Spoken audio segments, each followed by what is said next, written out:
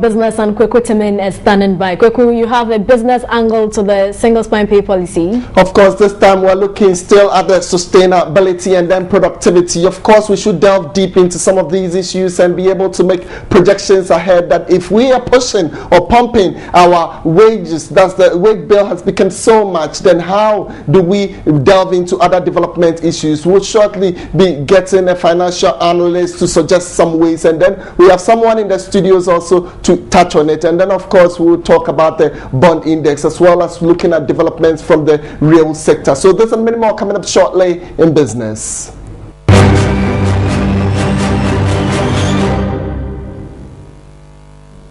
All right, so movement of goods and persons would definitely enhance development. Let's see how the real sector can see a jump up as the Economic Community of West African States, ECOWAS, has backed moves for a West Coast high-speed rail system aimed at transforming the region's transportation system. Well, the proposal, which is in an advanced stage, will be implemented through a public-private partnership.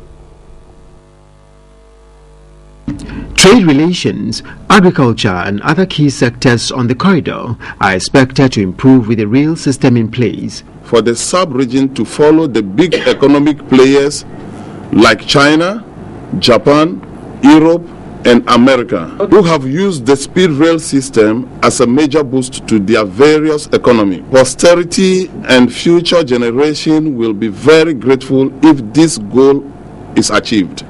An initial evaluation undertaking by a team of consultants say the project will link Seme Badagry, Aplaolome and Accra Tema, covering 458 kilometers for the phase 1. The Seme Badagry to Abidjan will cover a total distance of 1,178.84 kilometers.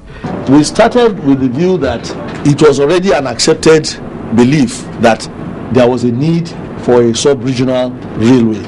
We knew that the ECOWAS had spent a huge sum of money in conducting a pre-feasibility study. We felt it was now necessary for us to push it beyond pre-feasibility towards actualization.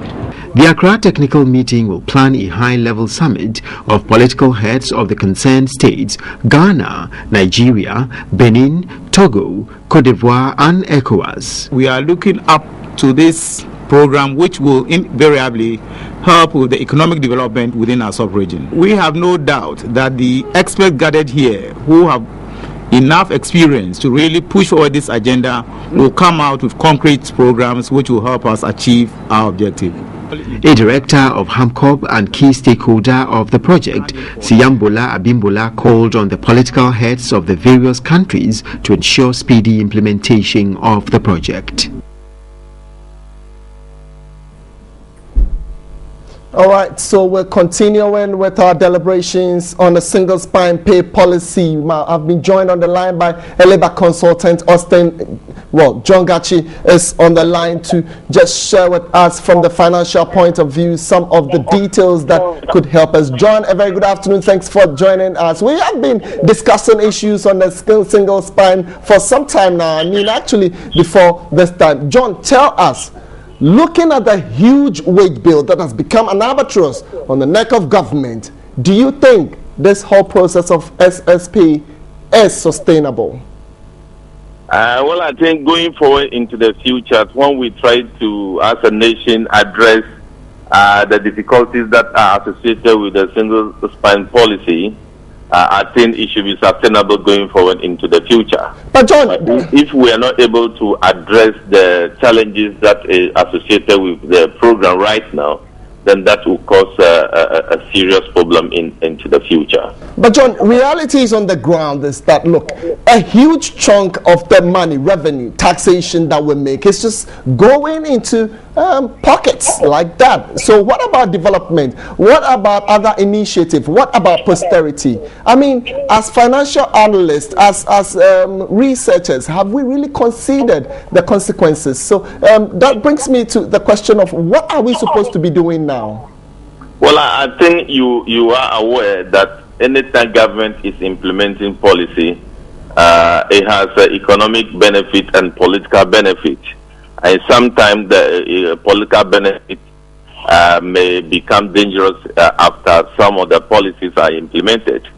We know that the single spine policy should have been implemented over a 5-year period, but government chose to implement it within a short period of time. Therefore, it put pressure on the space of the country. What government needs to do is to have to audit the system, because as we speak, there are currently a lot of people who are on the single spine, but we cannot match their productivity in any way with what they are getting. The best that government should have done, if the country will support government, is to engage in labor rationalization, because some of them, they don't have any business they are doing, but they are on single spine. These are the things that government should do quickly in order, because if you go to a private sector, if you don't have job to do, you don't stay on the payroll. So if all this will be brought to bear, and then in addition to that, enhancement of revenue mobilization in the country, then I think that it should be sustainable. We've all talked about productivity, John, for some time now, and I'm now wondering, how would we be able to measure properly, productivity around this time? Now, you are a financial analyst. In case you are a CEO or you head one of the government institutions, how, in your own way, do you think you would be able to monitor productivity effectively? Well, there are various ways of looking at productivity. Number one, you must look at the environment within which the worker is working. Some of them, the environment will not in any way, even if you increase the current salary structure by 100%, will not in any way allow them to increase productivity. The employer needs to invest so much into logistics, so much into equipment, so much into retraining before those people can engage in any productive activity. But some clearly, with the enhancement of the pay policy, if proper monitoring takes place, supervision takes place, that can be increased in productivity. But clearly, there are many sectors that I think that there should be investment in logistics, investment in retraining, investment in providing the tools that the people need in order to work. All right, John Gachi, many thanks for joining us on the line. We sincerely appreciate your presence. Well, John Gachi is a university lecturer at the University of Cape Coast. He joined us to talk about the issues on single spine. He's also an economic analyst. But back to you, Yaidu Cranton is a research analyst with NDK. Yeah, thanks for joining us in the studio. We're still staying on the issue of the single spine pay policy. Now, we have seen our tax revenue,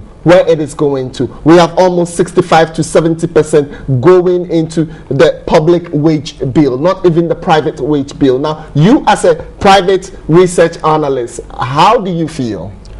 Well, I think basically the IMF, even the last report they gave us, they told Ghana that we should, in as a matter of urgency, find a way to reduce our wage bill. And I think it's about time it's just caught up with us. I think being a normal Ghanaian, you will not also say that we should be cutting jobs or anything like that. Yes. I think as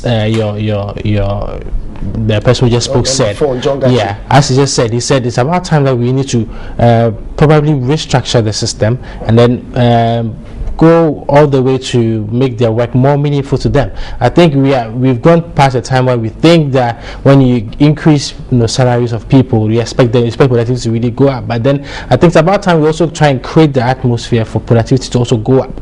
But then that notwithstanding, we cannot be in a nation where 70% of our tax revenue is going to exactly because we are in a stage where we want to go up one and develop our nation. But then we cannot really exactly with the real that we just even saw the project. We cannot do all these things if we keep on paying this kind of money.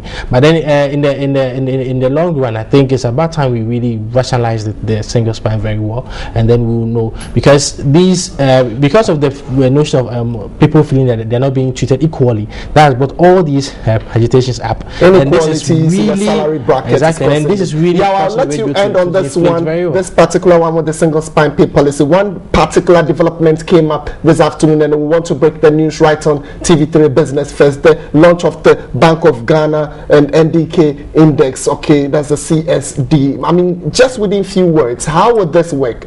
Well, this is an index that we which has been developed by the NDK, and then we are using this index to track the pricing trend of how traders and market participants price long to medium term instruments on our markets, and this will go in a long way to create awareness for the bond market, and also as a tool for benchmark investment made in that sector.